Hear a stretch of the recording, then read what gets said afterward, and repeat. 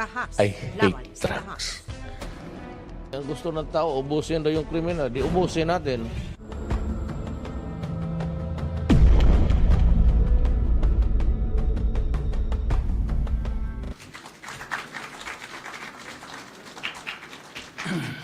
Kindly sit down. Thank you.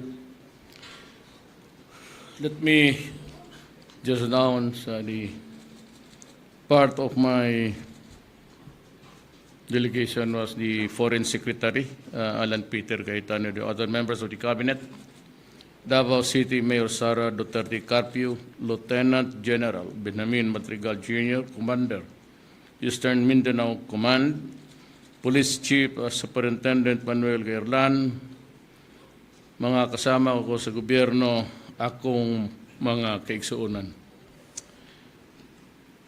I am glad to be back from my official visit to China from Davao Forum for Asia Annual Conference. Together with leaders, we discussed the importance of an open and innovative Asia for greater global prosperity. We recognize that Asia is a key global growth engine, and we strongly emphasize the need for economic cooperation, coordination, and collaboration to achieve the development of our people, what this is deserved. I understand the importance of providing a safe, secure, and stable environment in the region's land, waters for economic to thrive. I reiterate the Philippines' commitment to do more to encourage greater investment into the country. I stressed our emphasis on infrastructure, innovation, interconnectivity to drive domestic growth. Most importantly, we received support for the Philippines' plan for inclusive growth and sustainable development. The 9 business agreements signed during my visit yielded an estimated value of $9 to $8 billion in investments. These are projected to generate more than 10,000 jobs for our countrymen and women. The Chinese government also provided 500 million renminbi in assistance grant. So maybe we'll discuss that later, of what I will do with money. Among these is the Memorandum of Understanding, MOU, of the employment of Filipino teachers for English language in China. This allows for the employment of 2,000 Filipinos English language teachers starting this year and will be valid for 2 years, subject to renewal. In my meeting with President Xi Jinping, we affirmed our commitment to sustain the vigor of Philippine-China relations.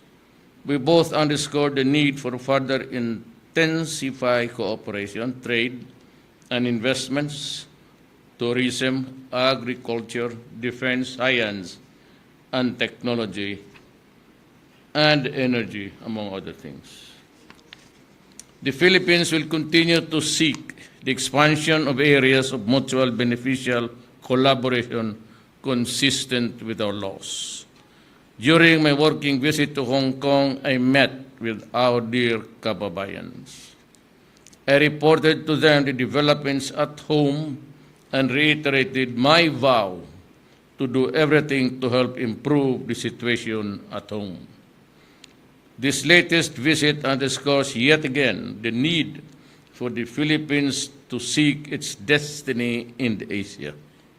We recognize that our neighbors in the region are our partners and friends with whom we can work with to achieve shared prosperity.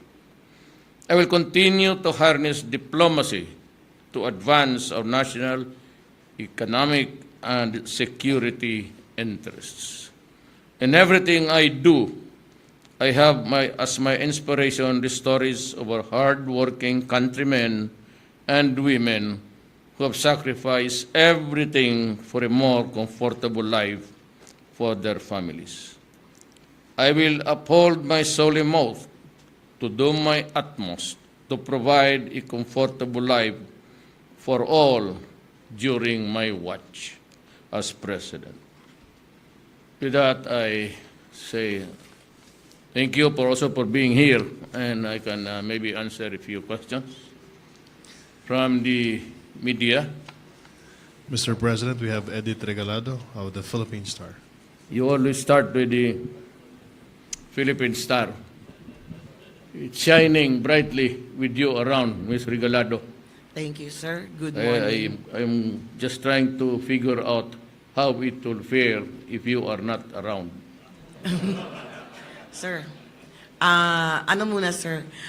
This is the first time that our mayor, Inday Sara, joined you in a foreign trip and in an official event like that, such the one in Buao. So, would we see more of her trips or in your coming engagements? No, I don't think that would be a one answer for that. She was invited. Yeah. So she went there per invitation yan. I don't know about other trips coming along my way during my term, whether or not they would allow or maybe invite my family, my friends like you. Hindi ko masagot yan with certainty. She was there because she was invited. Yes, sir. Sir, another question po, sir. Next month would be the barangay elections.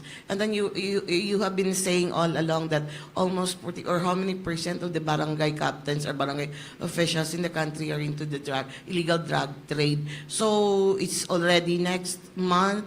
What have we done, or are you going to what would be the campaign against those barangay executives? Okay, I will address the public by just saying that I told the Congress of the Republic of the Philippines that ang droga, in a scale of 1 to 10, the danger level is something like, until now, almost 6. It used to be about 8.5.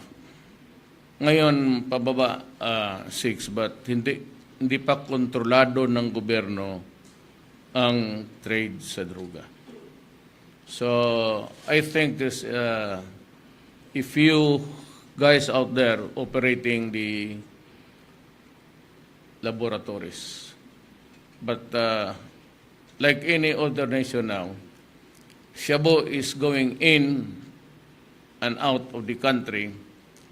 And the VO now, the FAD is yung para sa may pera, cocaine is coming in very fast. But it's not as pervasive as shabu because cocaine is hard to sell, very expensive. I don't know how to make it, but there's a process for that. And it's more, well, at least organic, so I don't think that is really as vicious and as dangerous as shabu. Most of the Americans are, the addicts, I mean, are on cocaine and heroin. Hindi pa dumating sa atin yan dito. Unless we allow criminal syndicates to operate here again.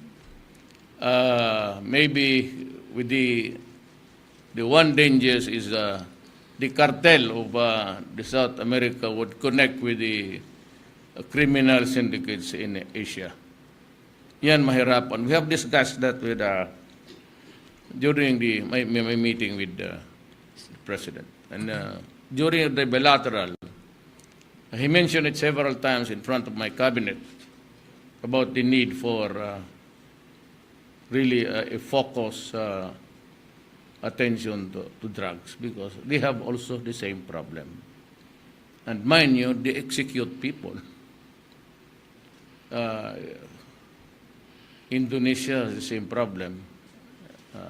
Malaysia not so much, but mas hindi lang napapublish, but I know that Widodo President also same problem with drugs. It's going to be a long fight. It will transcend my presidency. And the next president has to deal with it eyeball to eyeball, whether he likes it or not. The motivation there is profit. Kaya itong mga, balik ako, sinasabi ko yan, dahil itong mga barangay captains, yung iba, pati municipal mayors and city mayors, kaya nga namamatay ang mga kasi pumasok. You know, ang Cebu, if you have a capital of just 1,000 overnight, it can blossom into something like million. Because it is a craving, it's like food.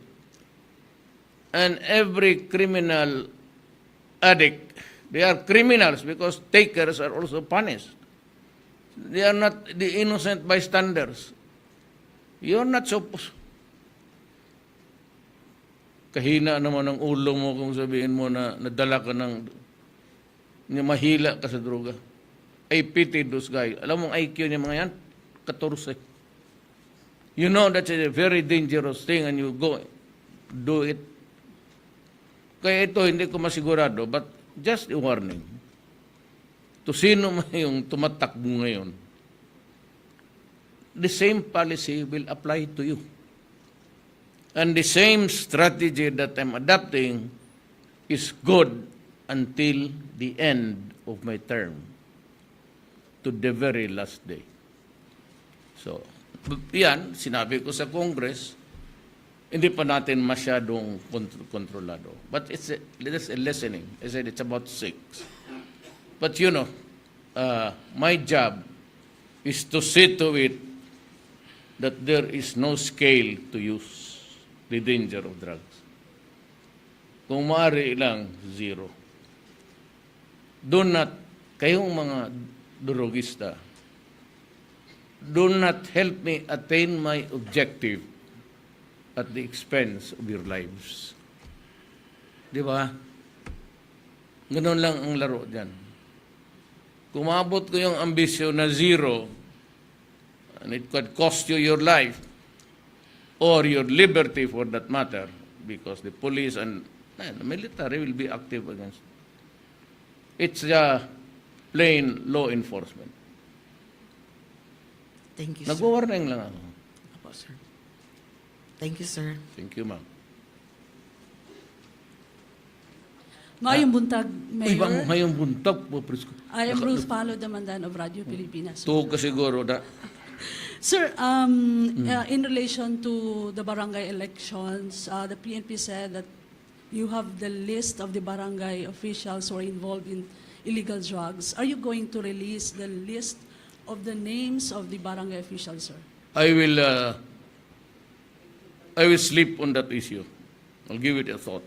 I'll sleep on it maybe sometime. Kasi I have to make sure that it does not affect the freedom of the people to elect their own leaders, because this is democracy.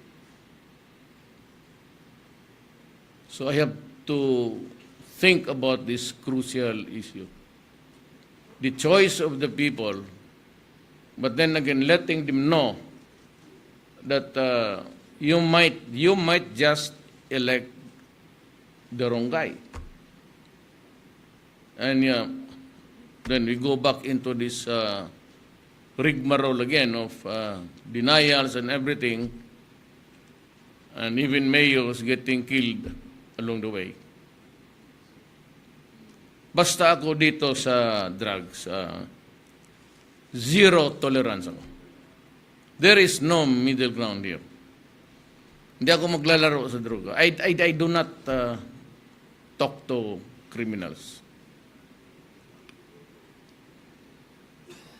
Kaya magkaharap tayo, eventually, because I know it from as a mayor for the longest time. You are caught, you are brought to my office, and you start to say you're a narrative of apologies. I do not go for that kind of... basta dito, no quarters given, no quarters asked. Zero tolerance ako sa drug. Magkasala ka na ng iba. Magnakaw ka na lang ng aeroplano dyan, no? Okay lang sa akin. Second President, on the resumption of peace talks with CPP-NPA, are you giving timeline to when to start the talks? Because the Makabayan Bloc said that the peace talks should not be, it should be unconditional. It's not a condition, it's a timeline. There are no conditions given. Alam mo yung sinasabi nilang, do they understand the nomenclature of a timeline and conditions? During the 2 months period, you will not, I will give my demands and they can also have theirs. And that is where we start negotiating. Pero yung timeline, alam mo bakit? Ganito yan. And may I explain it for the nth time. I have invited everybody outside of the Philippines who are communist members to come home, the leaders, and we can talk. I will give them my personal and official guarantee na during the 2 months na magpunta sila dito, they will not be arrested, they will not be molested, and they will not be whatever, caused any inconvenience. Ngayon, ang una kong sinasabi, this is not English. Ito ang una ko. This is really the ceasefire, no taxation, no atrocities, no nothing. Just come here as a plain citizen. You are protected by our policy of reapproachment with an open heart. And wala man sila yung pera, kaya nanununog yung mga... Kasi yung hindi magbigay, sunugin nila. If you continue to do that, then forget about talking. You tell the Makabayan to just... there has to be a ceasefire. Not a single shot fired. Baski di bomba o di pump gun, a rifle. No taxation, no Georgia stay. And I believe that they will have the camps where they can stay in the meantime. Walang mga pera yan. So I will not allow taxation. That is why I said, ako ang gagastos. If I want peace, I must invest in peace. So umuwi kayo dito, ako magbayad ng lahat, hotel, pagkain, pero hanggang dyan lang. Good time, charge mo yun sa iba. Tapos, lahat ng mga kampo nila, mag-deliver ako ng assistance. Pagkain, just to hold the line. Until such time, maybe in the fullness of God's time, we might have a concrete and substantial peace agreement to sign. So yan ang sabi, bakit ako nagmamadali. Paabutin ko ng Desembre yan, maubos ang pera ko, hindi naman to akin, and it's an extraordinary expense. I don't know how I would explain it to Congress, because pera ito ng bayan, and of course, Congress has always a say on how we spend our money. This one, I'll try to explain it to them that this is in furtherance of my desire, of our desire, of the nation's desire to have peace. Thank you, sir. Maayong buntag, sir. Yes, sir. Alan Nawal sa Philippine Daily Inquirer. Ano dyan pa kayo? Wa pa man, sir? My first question is, your satisfaction rating remained very high. Positive 56%. Pero doon ay mga observations, sir, nga sa Luzon o sa Metro Manila nibaba ka og mga 11%. So doon na ba kay mga No. statement? I'm trying my best, my very best. If my very best is not good enough for all people, for all times, I'm sorry. I'm already in office. I'm elected. I have my mandate and I have my promises to keep. I am complying with my promise. You can say it with your naked eyes. Sabi ko, ano bang, I only promised what during the election? That was, kaya ako nauna, I was always the first to end, even during the debates. I have extra seconds and say, I'm true. One is that corruption. At least everybody can see to it that I am really doing it. And there will be more dismissals in government. Second, that I will stop, kung kaya ko, or reduce it to the barest minimum, drugs. Kung hindi pa ninyo naintindihan yan, then I said that I will seek out the enemies of the state. I'm referring to the insurgency of the communists and the insurgency ng ating Moro under that grouping. Then I said I would not tinker or intervene in matters about governance, lalo na sa contracts.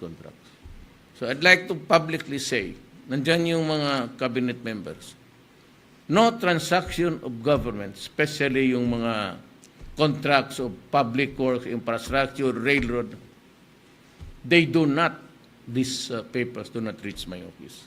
I do not allow it. Diyan lang yan. Kumbaga project yan ng trade o foreign affairs or labor o kay Roque, kanya yan. Hindi ako nakikialam. Walang papel dumadaan sa akin. Purchase of car, what? Not even a single thumbtack. Hindi maabot sa akin. So, ako, whether you like it or not, tapos na yung election para sa akin. I do not go for any percentage acceptability. It's you who has to accept my performance because I promise it to the people. Yang drugs na yan, talagang tatapusin ko kayo hanggang tatapusan. Corruption. Nakikita mo naman lahat. Tapos talking with the enemies. We're trying. Belio and Doresa are it all the time. Yung economic advisor ko, whether it is energy or malampaya, solve it yourself because I trust you. That's the reason why you are here, because I trust you. So do it. Walang... So as long as it does not really go to corruption, I'm comfortable. Thank you. Kung sabihin mo nagbaba ako kasi corrupt ako na pagkatao, ayan, sabihin ko sa mga tao, then naloko kayo. Pero itong apat na ito, talagang sa higher tinyo, Sandy, mapopular mo. I'm even willing to go minus 10 degrees. I do not care. Tapos na ako. I do not have to be popular because I do not need it. I'd be something like in distress. If nakakampanya ako, then you say, you're now on the 20, yesterday you were 24. Now, nandito ka na ngayon sa 18. Then I have to, give it a thought and maybe lose some sleep. Ngayon, tapos na yan. I do not care about how you rate me. That is not my job. My job is not to watch for these rates. My job is to implement what I promised. Ginagawa ko po yung apat na yan. Simultaneous. Makita naman ninyo. I did not promise you anything. Wala nga akong mention noon na did I mention to you about infrastructure, about these things. But now, I see something that's maybe a part of our swerte sa buhay. We have secured so many billions, and that 500 renminbi, gratis yan, ha? Walang kundi, no, there's no contract about building a railroad. It's 4 billion straight. Gratis lang. Now, this time, I will ask maybe permission from Congress. Gusto ko na malaman rin nila because I said sila yung tigatingin ng pera. It might be good at this early na pag-usapan na lang namin. But I would suggest hospitals. The first one is I will repair and equip the hospitals in the south, particularly in Jolo and Basilan. Wala silang CT scan, wala silang MRI, walang and competent doctor. But ngayon kasi, they can just feed it doon sa machine, and the reading of the X-ray can be done in Manila with the experts, and they can transmit or convey their improved diagnosis if there need be one. Ganon yan. And maybe sa medicines for. Gusto ko ibigay muna ito sa those really urgently immediate ang needs. Yung kailangan na ngayon, hindi mo pwedeng hindi na makagaya ng infrastructure na you can put it off to some other day because today is a rainy day. Ang sakit, ang problema hindi. Daghang salamat, sir. Good morning, Mayor President. My name is Ian Cruz of GMA7, sir. GMA News. Sir, can you share some details of your bilateral meeting with President Xi, particularly with CRO, sir, and with the possible joint exploration with China, if you may, sir? All that China needs actually is the cooperation. Yun lang. Open your doors. If you want something done in your country, you're inviting us in to invest, we will invest. And if you do not have the resources, we will do it for you. And you say that if you have the money to pay us on a short term. If you do not have the money, pay us on a long term. Ganon. Nandito yan tourism, but itong Boracay, sinabi ko, will be closed. And alam mo kasi ang problema dyan sa Boracay. Kasi itong kayo, nauna kasi kayo. I never mentioned about Boracay. I was mentioning it about closure. Anong work na?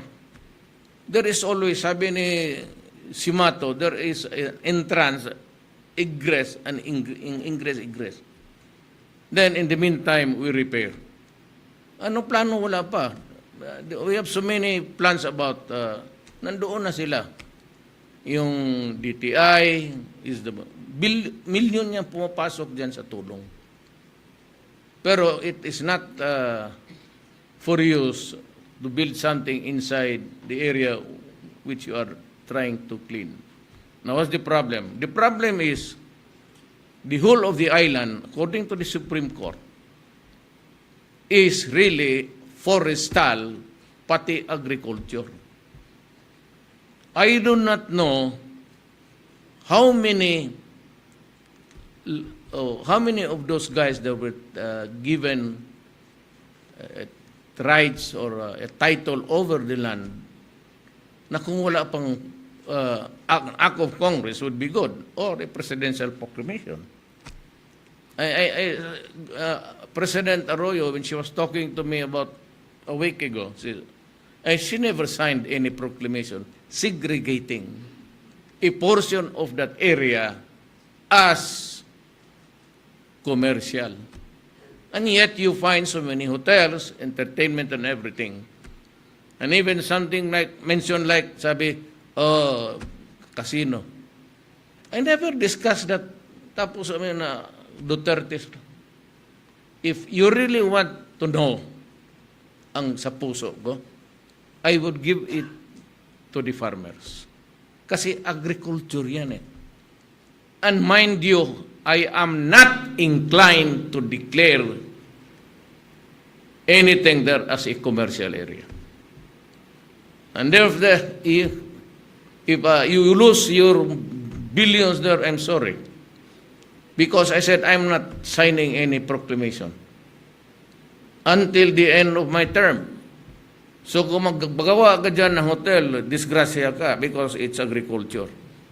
Then we will have to dismantle your hotel, suffer the loss and losses, and that's a problem.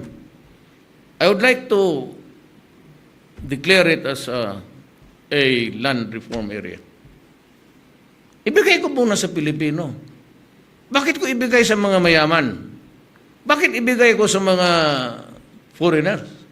Sila ang kikita, anong iwan mo sa taga Boracay? Edi sweldo nila.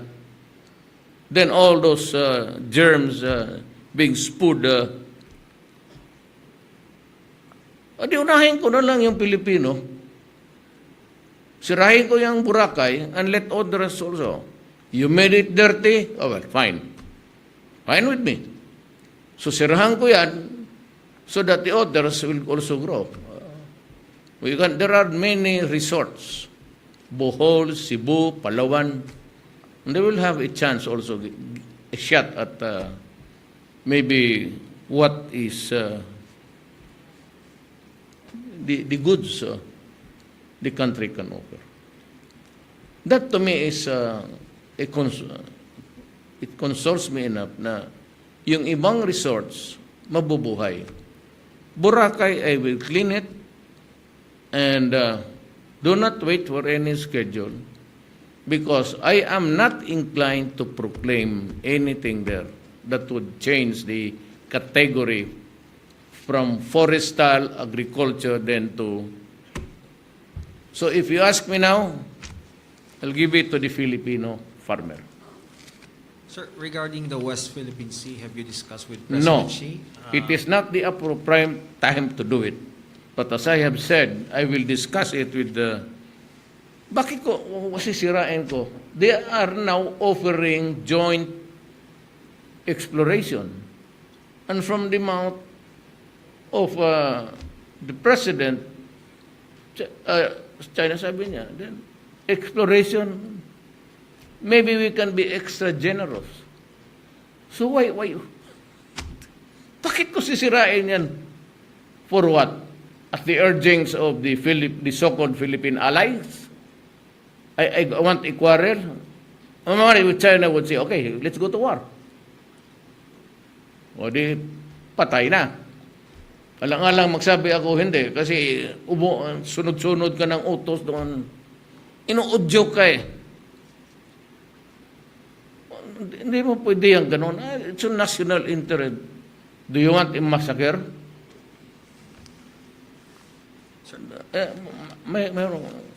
We are nitpicking ka dyan. Pagka ganun. You compare it with the Philippine, the Philippine assets all in all. Kulang tayo. Arms and everything. Even people, I'm not ready to sacrifice the life of my policemen and soldiers. Okay. For nothing. I'd rather talk about business. Let it float there. Hindi naman manakaw yan eh. Ano, China is coming in, offering something. I think it's maybe it's not a gambit, but if it's really from the heart, I've been saying, yung armas na kinuha ko doon sa China pati sa Russia, to their credit, until today, ni papel o ballpen hindi naghingi yan sa Pilipinas. Never mention about military. Sila ang nag-offer. Kung sabi nila, you have to fortify your forts and your arms, we're just around. And that was also the words of President Putin of Russia. Okay. So why go around and pick a quarrel? Sir, my last question, sir. Before going to China, you declared that Chief Justice Sereno is now your enemy. And then she answered back. May I read what she said, sir. Sabi po niya, you have heard the pronouncement of the President. I was just asking a question that actually needed to be answered. Why the Solicitor General was devoting resources of the government to oust a sitting justice through a quo warranto petition. You heard his answer. His answer betrays the entire story. Do not make it a problem for you.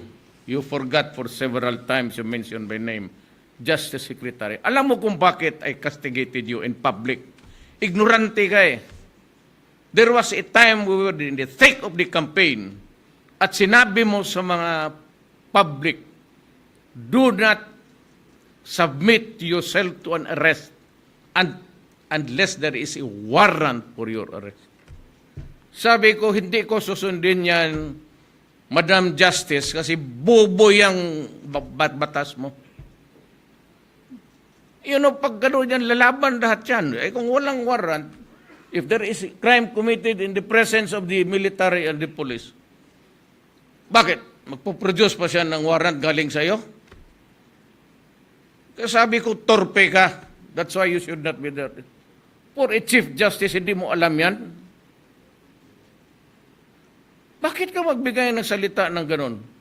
Kaya nagalit ako sa iyo because even an ordinary flanker ng law, alam yan na there are instances where the military and the police and persons in authority and civilians for that matter, walang connection sa gobyerno can make arrest, citizens arrest. The crime is about to committed in my presence, or the crime is being committed, or the crime has in fact been committed, tapos tumakbo ka, hinabol kita, and I will make an arrest. You go back to your transcript sa mga announcement mo. Kaya ako talaga ayaw ko. Answer. Talaga dapat paalisin ka noon pa. Bubo ka na. Putangin mo. Kung anong pinagsasabi mo, kaya sabi mo, gusto ko talaga, ngayon. I am not directing Congress. I am not a member of Congress. I am directing my party mates. O kaya sabi ko, partido naman kaya tayo, sumali ka na dito sa PDP. O then, I am asking you to impeach Chief Justice. But the ball is still in the hands of the Supreme Court. And I don't know what's coming her way from you. Yung passionate ng, kita mo na, we're reeling sa drugs. Amerika, tukang ni Bato, human rights. Eko dito, human rights. Pasunod-sunod ang mga, kala mo, marunong. Kaya sabi ko, mahirap yung tukang. It's a civil way. Tao po, marubo kayong durugista dito. Pwede ba kayong huminto? And the irony of the whole is that America is engaged in because they discovered a dark side in the internet. They took over the operations para maraman nila. And after making a complete story, they started to knock. Yung sa internet lahat. Tukang na rin sila. Yan yung problema na. Kasi sabi ko, yung pretended knowledge or pretensions of who you are, stop it. Just because you're the Chief Justice, you are not smart. Kasi kung smart ka, matatag ka dyan. Walang lalaban sa iyo at hindi ka nakakamali sa mga declarations mo. If you are that ignorant, you better go. You are just risking the country into a chaos. Umalis ka na. Tsaka hindi ka dapat dyan talaga in the first place. And that term of yours, until what? 2030? That's too long for an ignorant Chief Justice. It's too long. Tama na yan. Give way. If I were you, I will resign. So I'm asking my party mates in Congress, who am I to direct the Senate? Yung Congress ang ibig representatives because we were talking of impeachment. We are not talking of conviction. Na kung nandyan na yan, the process of impeachment, then you maybe, or you say something like, senators, you convict here.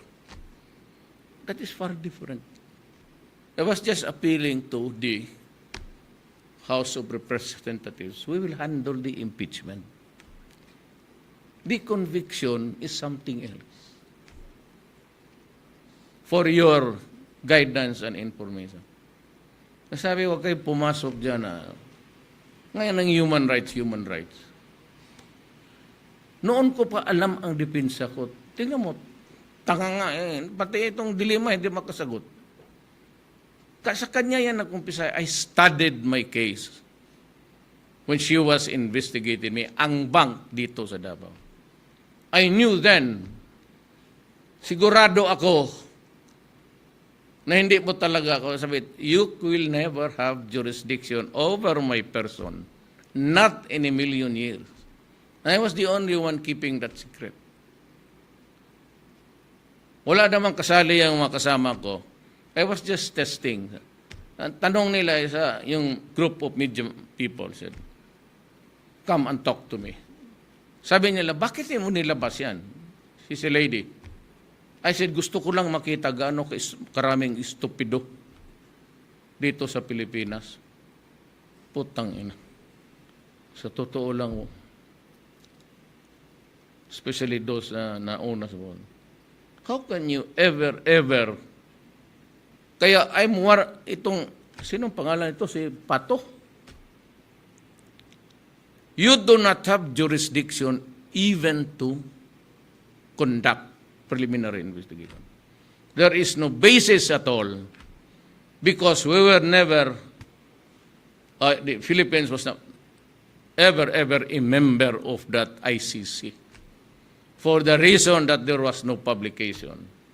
Pag walang publication, tapos mo diretso ka lang, at saka dyan sa treaty na yan, sabi ni Professor Roque at si Professor Panelo, this guy is very smart, sa kanila may double jeopardy that if you are acquitted, they have the right to an appeal. In this jurisdiction sa ating Constitution, double jeopardy is prohibited. Pag naka-inosente ka, and government cannot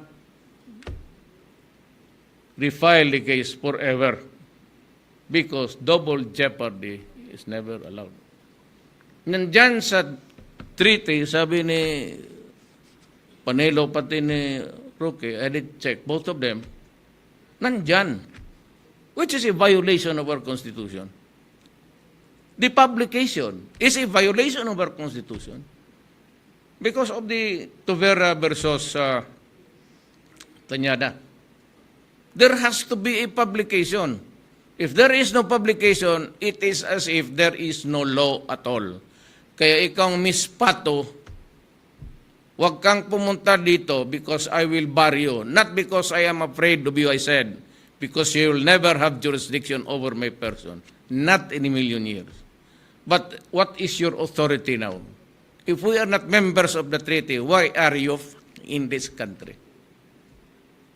You cannot exercise any proceedings here without basis. That is illegal and I will arrest you. But hindi ako matatakot. I said, you can never hold me to the International Criminal Court. Simply because your position is flawed and cannot be corrected anymore. So, stop your nonsense. Kayong mga taga-UN, you're better off. We have so many problems to solve. At hanggang ngayon, wala kayong napakikita. There are bombings there. Hospitals of children are being bombed. Wala kayong... Ito, I will address to the si Madam si sa Burma, Ang si. I will apologize to you, but if you've noticed, my statement was almost is satire or just being kasi sabi na itong mga Europeans, there's a lot of violations sa human rights in Burma. So, sige sila atake sa Burma. Sabi ko, well, meron dyan sa Burma, there are a lot of human rights violation. So what are you doing? Sabi ko, do you have any plans of providing a safe sanctuary even for a moment for those who are really the victims of war? There's a civil war going on. Wala sila. They just keep on criticizing Asung Si, pati yung iba. Ngayon, bakit sinabi ko yan? Madam Chancellor, let me confess to you publicly. I was doing a very sarcastic thing. So I was just adapting their findings that there are a lot of violations in your country. I am not ready to intervene in your. I was just using because I said, if you are willing, you guys in Europe, to receive, provide sanctuary, or in the meantime, allow the Rohingyas to stay with your country, I will also do it. Sabi ko, madaldal kayo, o sige, mayroong mga tao dyan na wala talagang mapuntahan. Why don't you provide any relief? Because tangkapin ninyo yan sila. Provide a temporary shelter. You European guys. Oh. Ngayon, anong sagot? Wala. Ako sabi ko, I'm willing.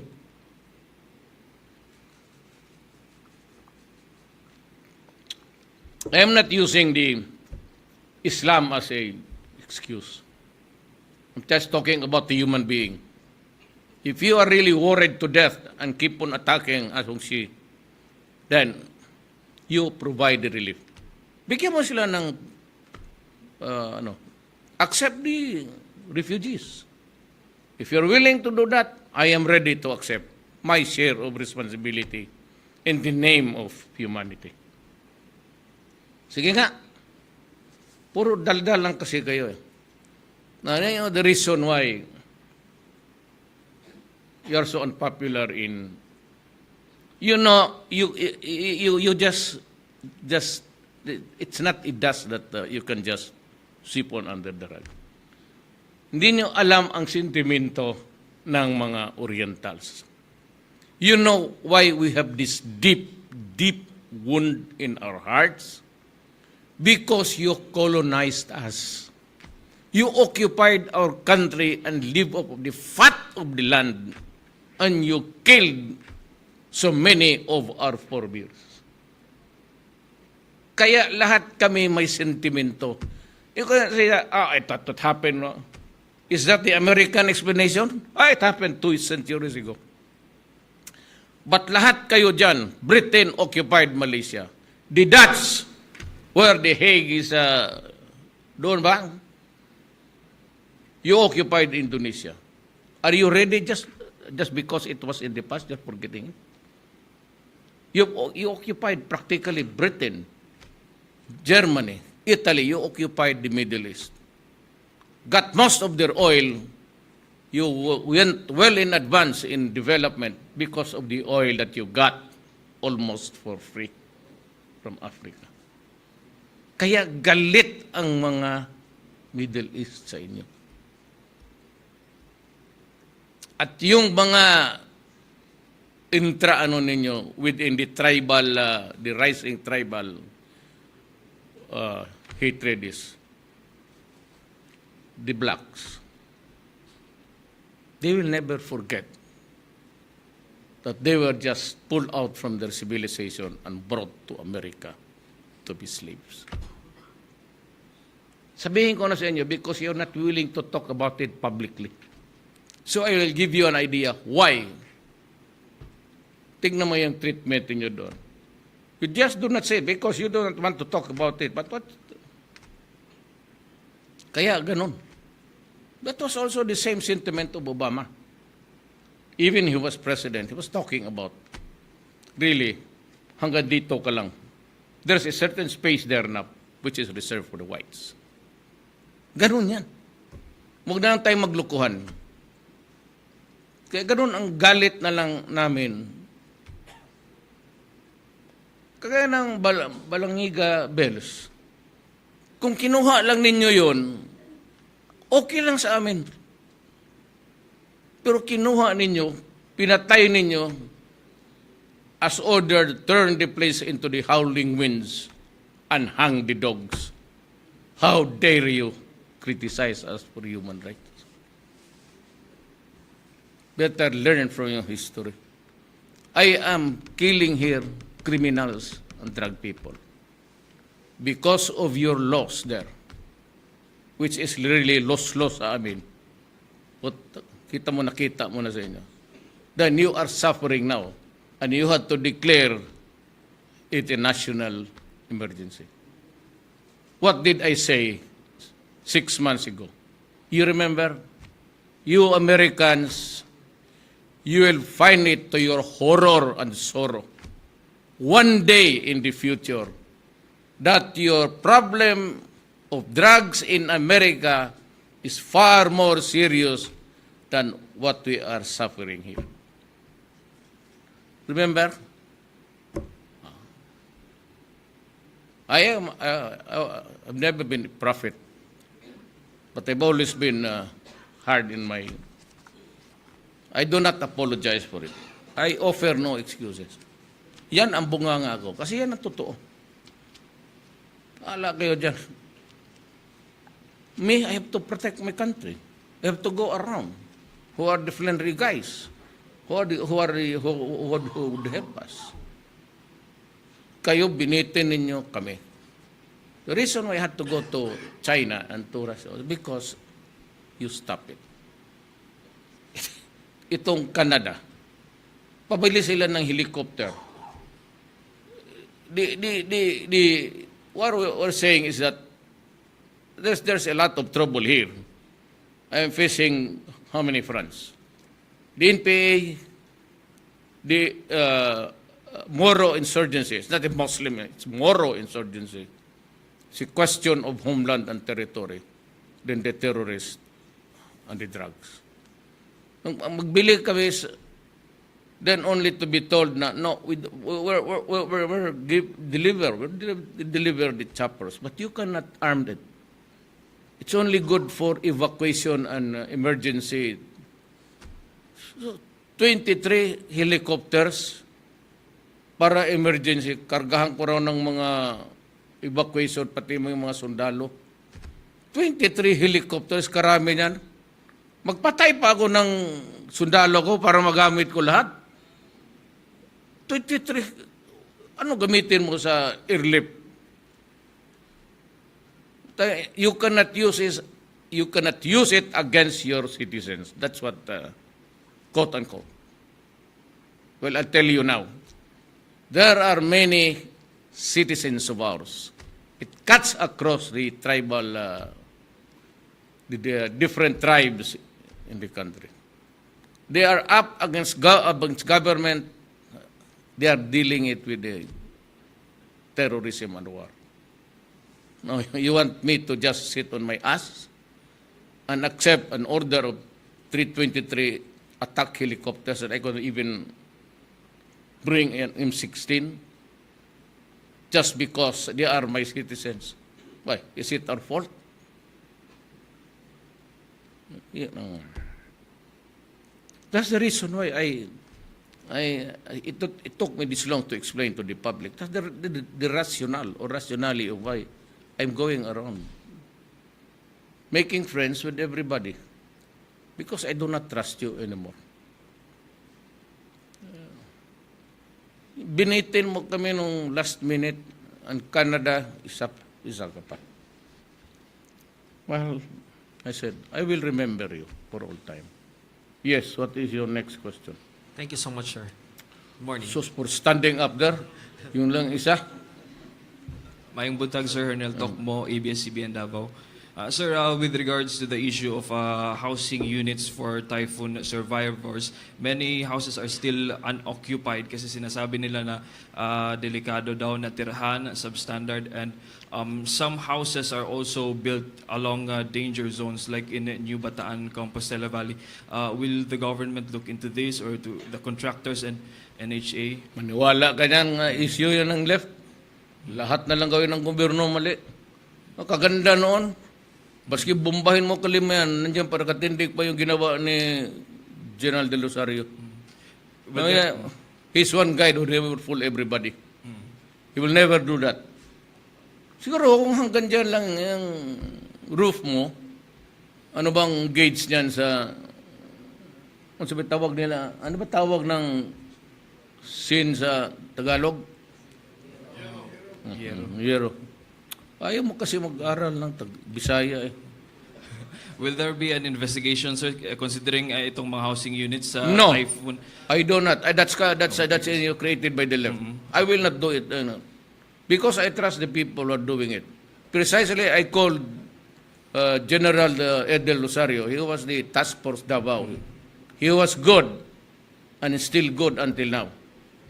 But these housing units, sir, yung previous administration pa ito, sir, yung sa mga for Bagyong Pablo survivors and Yolanda, for example, itong sa Wala New kaming Batango. ginawa doon. Oo. At least in the meantime, you elected a carpenter na ano eh. That's not mine. Ang akin dito, you go to Marawi and it's not really a fashionable house. But it can provide the temporary sanctuary of the family. At least from the elements. Wala ka ng mga left na yan. I trust Del Rosario. I will not investigate anything. Yung doon, tignan ko. But only, sabi ko kay Del Rosario, if we can do it simultaneously, if we can improve on the situation there. Pero hanggang pagbabarilin mo yung mga sundalo ko, wala. Compostela, tapos mag-repair yung mga sundalo ko, tapos papagbarilin nila. Of course not. My soldiers are there to kill you, not to be the subject of at the receiving end of the conversation dito. Okay, thank you, sir. Oh, Habol lang ako, isang question lang po, sir. Navy naman ngayon. Sir, I just would like to know about your Facebook skills kasi there was a time before, I think in 2015 or 2016, there were groupies or yung mag-selfie, and then you asked me once, unsa man ang tag, meaning to say, how yung tag, yung picture itag yung isa, so I explained to you. And now you even said something about the use of smartphones na ayaw mo kasi gusto mo tawag diretso, ganon. Everybody Now, knows it. Yeah. Now, ang question ko is Why do this. I use that stupid thing? Pag bindot ko na gano'n, 5 kabuok ang lalabas. Gago. Sir, ang question... Mabuti pa yung Nokia ko. Sir, ang question ko po, kasi Cambridge Analytica, yung Facebook, said 1.1 million yung data ng mo. It has something to do with your election, yung campaign in 2015. Niwala. Kaya ako nga tinatanong because that time, hindi ka sa Facebook eh. And Wala akong Cambridge, Oxford, basta yung aking kampanya, simple lang. Kung ayaw ninyo sa akin, ito ang sabi ko sa Luneta. Ito yung Cambridge, pati Oxford. Itong akin baka Columbia to. Sabi ko, kayong lahat na naniniwala sa pare, naniniwala sa Diyos, at ayaw ninyo ng patayan sa mga droga, gusto nyong buhayin mo yung mga putang inang yan, diyan kayo. Ngayon, kung sino yung gustong patayin ko, tapos gusto ninyo na tao na, nandyan si Inday ganoon, tapos gustong magpunta ng impyerno, Patayin na natin ang durog yung study to kayo. Oh, see what happened. Ba't ako Cambridge ka pa dyan? Ay, sila man may sabi.